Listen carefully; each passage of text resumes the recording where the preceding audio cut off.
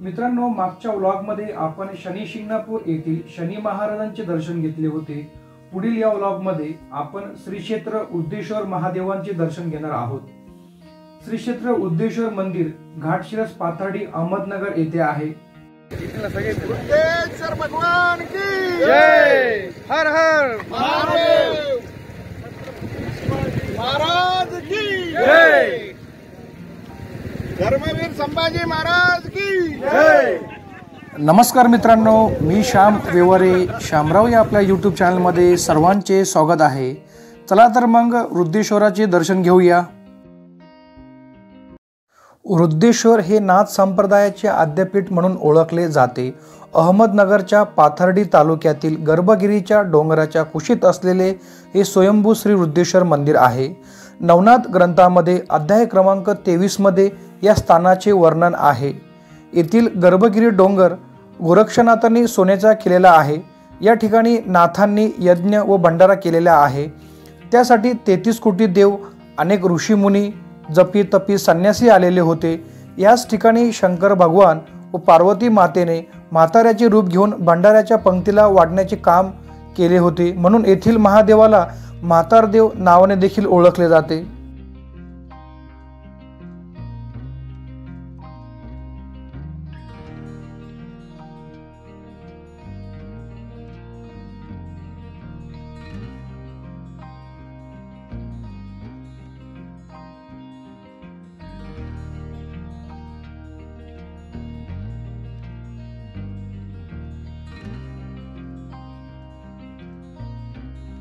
मंदिराच्या प्रवेशद्वारातून पुढे गेल्यानंतर नाथांनी केलेल्या यज्ञाची जागा आहे।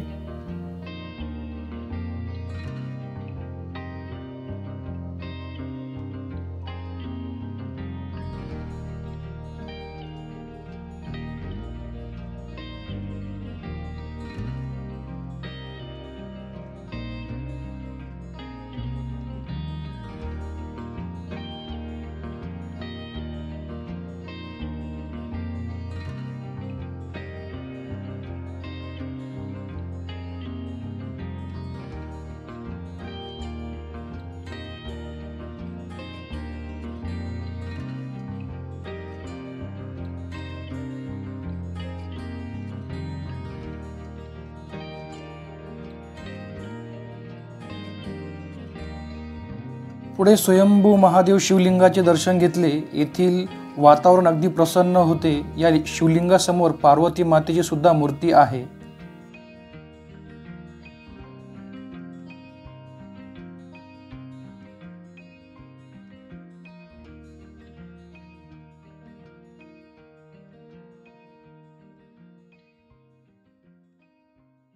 मंदिरातील पुजारींनी आम्हाला मंदिराचे महात्म्य असे सांगितले की हे स्वयंभू श्री वृद्धेश्वर मंदिर येथील जागृत शिवलिंग असून ते दरवर्षी महाशिवरात्रीला गव्हाच्या आकारा एवढे वाढते, म्हणजेच वृद्धिंगत होते, म्हणून वृद्धेश्वर नावाने ओळखले जाते।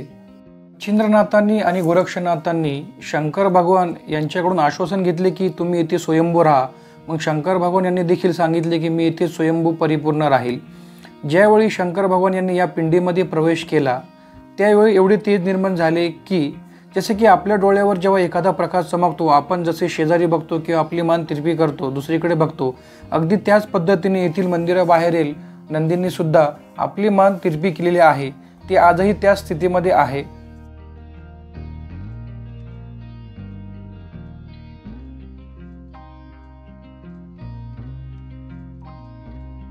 या शिवलिंगामधील पाणी कधीही आटत नाही किंवा कमी होत नाही।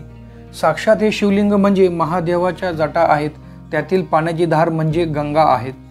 हे आपल्याला पार्वती माता सुद्धा बघायला मिळेल, त्यांची सुद्धा मूर्ती आहे। याची कथा असे की एकेकाळी भगवान शंकराच्या जठेतील गंगा खूप तीव्र स्वरूपाची झाली होती, तेव्हा पार्वती माता प्रकट झाली। त्यांनी शंकरांना महादेवांना हात जोडले की शंकरा महादेवा, ही गंगा इतकी तीव्र स्वरूपात राहिली तर येथे सर्वीकडे खूप पाणी होईल, म्हणून तेव्हापासून ही गंगा सूक्ष्म स्वरूपात झाली आहे।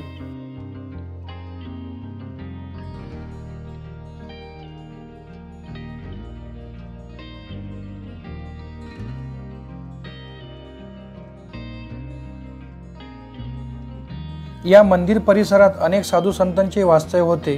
त्यासोबतच पुण्यातील धनकवडी येथील शंकर महाराजांचे सुद्धा या ठिकाणी वास्तव्य होते. ते या ठिकाणी 1932 ते 1936 असे जवळपास 4 वर्ष येथे त्यांनी साधना केली. त्यांना या ठिकाणी साक्षात महादेवांनी दर्शन दिले आहेत. अशा या पावनभूमीत आम्ही वृद्धेश्वर महादेवाच्या मंदिरात सर्व सहकाऱ्यांनी भजनाचा आनंद घेतला.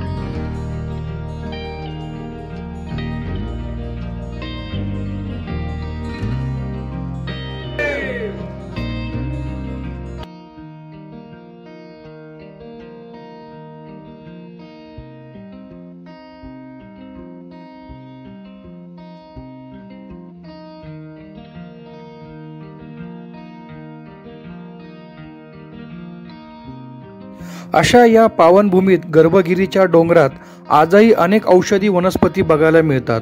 तेथील मंदिराच्या बाहेर वेगवेगळ्या आजारांवरील उपयोगी औषधी वनस्पती विकायला असतात.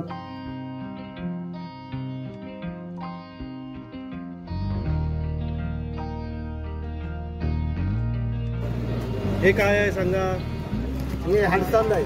हडसांदा, सांधे दुखीसाठी. सांधे दुखीसाठी भूक वाढली. आणि भूक वाढते काय नाही? भूक वाढते. अपचन दूर होतं काय? म्हणजे पचन होतं. पचन पचन होतं. होत नसेल ते पचन होतं. हे काय केसासाठी काय? केसासाठी त्याच्यामध्ये हिरडा, जास्वंदी, आवळा हा. आणि शिकाकाई हे गळत नाही का त्यांनी? हा? केस गळती बंद होती आणि केसाचा रोग निघून. याच्यात काय आहे? ऍसिडिटी. त्याच्यामध्ये पुनर्नवा, भुयावळा आणि हिरडा हे तिन्ही मिक्स आहे. आणि कशाबरोबर खातात ते? ते तसंच जास्वंदीची मोठ्या टाकायचं तोंडात बस. आणि संध्याकाळी झोपाटावर त्याच्यावर 10-5 मिनिटांनी मग पाणी प्यायचं. बर. आपण तेलकट प्रोडक्ट खाल्लेले साफ होतं, पोटातला गॅस निघतो. हे दूध 2 घेतले मी. शुगर साठी ठीक आहे. हे शुगर साठी का? हे शुगरसाठी. काय नाव त्याचं? काय म्हणतात? शुगर कंट्रोल होती. ते पान खाल्लं ना, हा. तुम्ही खडी साखर, लाडू, पेढा काही का, काय बोलता? हा, एकदम माती खाल्ली म्हणला. याचं नाव काय हो? त्याला बेटकी म्हणते, गुडमार म्हणते, अफमार म्हणते. हे कुठलं आहे? हा? नॅचरल. हे काय? हे काय? ते बाळेस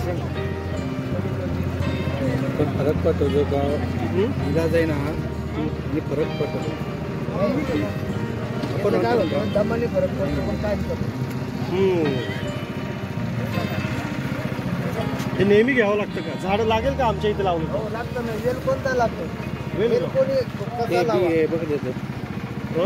त्याचं बी कोणतं आहे? हे काय? हे राहते काळी. ठीक आहे. हे बी आहे असते. का? हा. मित्रांनो, तुम्हाला हा व्हिडिओ कसा वाटला कमेंटमध्ये नक्की कळवा. व्हिडिओमध्ये सांगितलेली माहिती आवडली असल्यास तर व्हिडिओला लाईक करा आणि सर्वांसोबत शेअर करा. पुढच्या व्लॉगमध्ये आपण मच्छिंद्रनाथ गड, कानिफनाथ गडाचे दर्शन करणार आहोत. हर हर महादेव.